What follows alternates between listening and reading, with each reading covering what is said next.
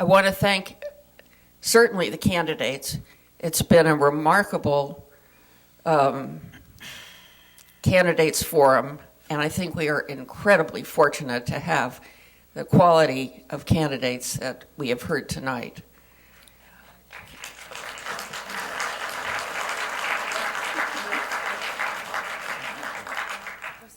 We have many other questions we did not have time to ask, so we could have been here for a very, very long time, but we will honor the ending time of close to 8:30. We'll go into our closing statements. We will go in reverse with Kirsten Keith first.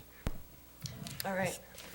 So my name's Kirsten Keith, and I am the mayor of Menlo Park, as I said, and I would really appreciate your vote on the absentee ballots that are coming out soon or on June 5th at the polling booth.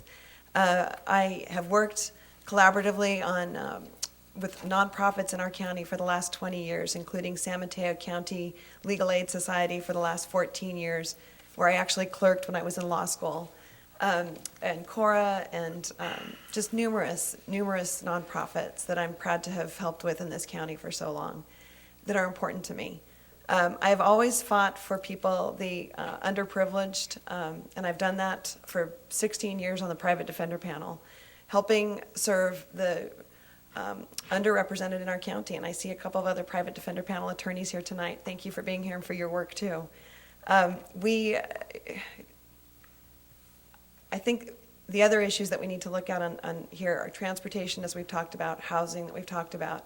The Board of Supervisors, whoever takes this position, needs to have a firm grasp in land use issues, and I do. I spent 7 years on the Planning Commission here in Menlo Park. And when you look at what's going to happen with the North Fair Oaks community area, I mentioned that there was a specific plan that was just adopted. That area is ripe for development for additional units and higher density along the Caltrain corridor. I think that I'm a third generation county resident, and have my children in the public schools here. My husband works here. He bikes to work every day at Google.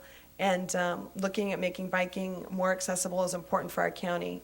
I think we can do lots of improve our county by bringing in things like the Capital Bike Share that they have in DC and in Portland. Things like that will help people when they do get off Caltrain, as was mentioned.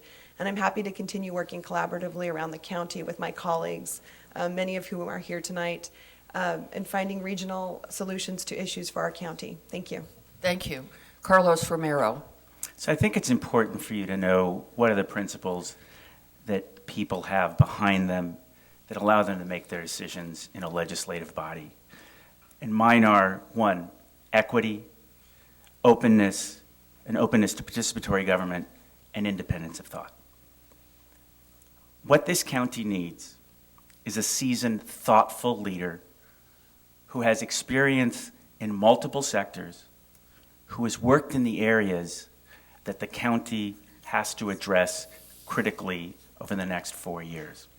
You need a leader who understands budgets, who has a finance background. You need someone who understands land use and transportation. My background, both academically as well as politically and legislatively and professionally, are in those fields. Tested and tried throughout the state of California, developing in other counties, both affordable housing as well as economic development. I have worked in one of the most difficult cities vis-a-vis public safety.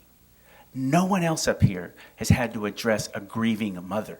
At the same time, had to address a crowd of 150 Latinos saying that there was indeed racism in the way that we were addressing and investigating a particular case.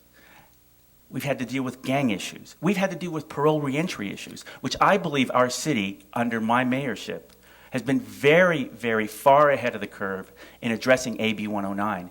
These are all issues that as a county supervisor, that person will face. And again, my qualifications, irrespective of the Harvard and the Stanford piece, but the experience that I hold will allow me to be your supervisor. Let me just say one other thing. You should go to my website. I am the only candidate that has put up my questionnaires for the Sierra Club, as well as my position, so you'll know where I stand. Thank you very much. Memo Morantes. Thank you so much for having us here again, and I'm very proud to continue to work for the County of San Mateo. I'm running on experience throughout the County of San Mateo, being elected 3 times countywide with the San Mateo County Office of Education, making the tough decisions on our budget. Also, my business experience gives me the financial background to make decisions in regards to how we spend our money and how we do not spend the money we don't have. How do we prioritize programs for our community at large, not only the North Fair Oaks or East Palo Alto District 4, but the communities at large for San Mateo County. I have built a reputation and name and experience on collaboration, all the way from East Palo Alto to Daly City to education, Skyline College, the community colleges, Chambers of Commerce from Half Moon Bay to San Mateo, South City. I know this county. I live in this county, but I also have contributed. Some people call it public service. To me, it's just doing what I need to do. Collaboration, partnerships, finding solutions, get out of the box, innovator, create jobs with the Chambers of Commerce, with SAMCITA. That's what we are all about in San Mateo County, and I would be honored to represent you for the District 4 at the Board of Supervisors. Thank you so much. Ernesto Schmidt. Thank you very much for having us. There is a reason why Supervisor Gibson several months ago in a Daily Post article said that she would rather see a council member or a planning commissioner sit on this seat, and it is because of the land development issues. So rest assured, if I am elected, I'm going to be literally set to go right out of the gate. The second thing is, just to tell you a little bit of story, about a couple of months ago, a friend of mine, a gentleman who's one of the education leaders at Summit Charter School, had called me and said, you know what, Ernie, I can't find a place for our baseball team to play on or practice on. And I have nothing to do with that area. But what I did is I literally went out there and helped him actually try to find a location because they could not find a location. All they were getting were no's. There's no room at the inn. Ultimately, after talking to the supervisors, they couldn't find anything. I found a location at Cañeta College, and that Summit Charter School baseball team can now not only play baseball on that field, but they can have their practices there. This is the type of supervisor that you're going to get from me. Somebody who reacts very quickly. Doesn't have to be in my purview, but I will react to it very quickly and get the job done. For that reason, I would appreciate your vote on June 5th. Warren Slocum. Thank you. San Mateo County is a complex $2 billion business. I think we're at this important crossroads in that business. We can't cut our way to sustainability. We can't tax our way to sustainability. Those things just aren't enough. And we can't continue to spend money, as I described earlier, that we just don't have. So I think we need serious leadership that can develop new strategies to help solve some of these nagging problems. What I see is a little different. What I see is a model for the future where we have these realignment issues going on, where the state is basically pushing down to the counties certain services. There's a model that exists that's been created by our county sheriff, Greg Monks, and that service is basically to go out and offer cities police services at a fair price and with high value for those cities. So what does that mean? Well, it means that the cities are saving money, the sheriff's department is generating some revenue, but I think more importantly, it allows us to cut at the top some of those management positions, like police chiefs, for instance. Does every city need a police chief? That model, that realignment model that the sheriff has started can be applied to other areas of county government. Whether you talk about healthcare or parks or whatever it is, those ideas I think are important. And we have a chance through realignment to usher in this new role for county government. It doesn't mean spending more money necessarily, but it is a different way to think about county government. And I think that obviously the sheriff has been very successful at that. Now has San Carlos, Millbrae, and several other cities operating that way. And the trick is, I think, offer a quality service at a fair price, and that ushers in a new era for county government. Thank you. Shelly Masur. Thank you again to the League and to all of you sitting through an hour and a half of complicated issues that are critically important for the continued quality of life in our county.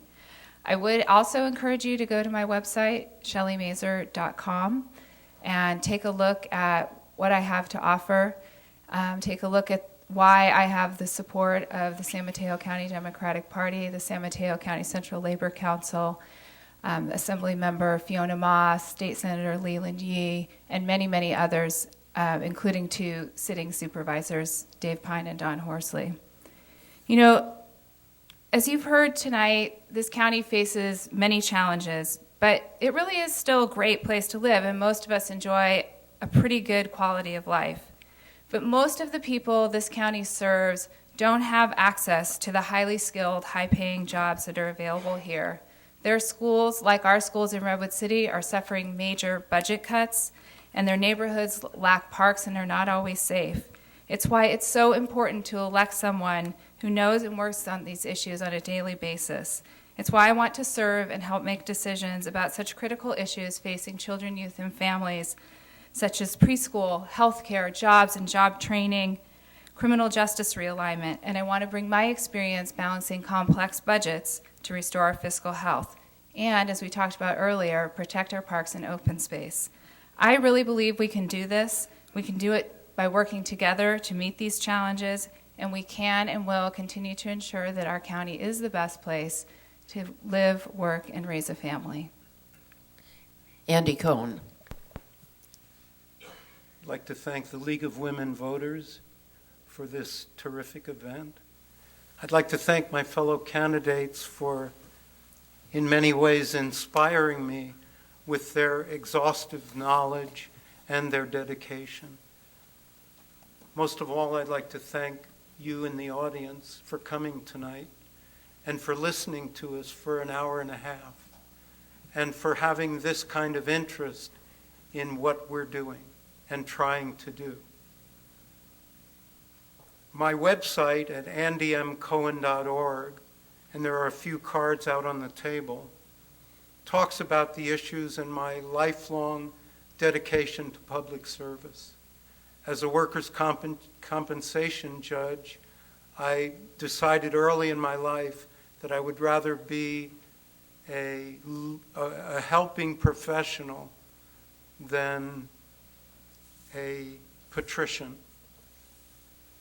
I have stuck to that philosophy, and it's what drives me as I've been a council member for 8 years, working on housing issues and always being willing to reach out to my constituents from all parts of the community. And as a supervisor, that is what I promise to do if elected. What you need is somebody who is a leader. When I was in the Navy, I learned that the captain goes down with the ship. I think that's the attitude you want in a leader in this county. Someone who believes in the beauty of this county, the open spaces, the city life, the neighborhoods, all of it, and who is reaching out to neighbors. Thank you. Thank you. We've been asked if we could post the extra questions on Patch for the candidates to answer. So we will do that because there are a number of questions, and then you would have an opportunity to answer all of them. And with this, we will close the session. I just remind people that this will be on TV, and it will also be on the League website, which is www.smartvoter.org. and not so much for people who are sitting here because you've heard it, but please tell your friends and neighbors that they should watch this because it's a very, very important election coming up. Thank you all for being here. Thank you.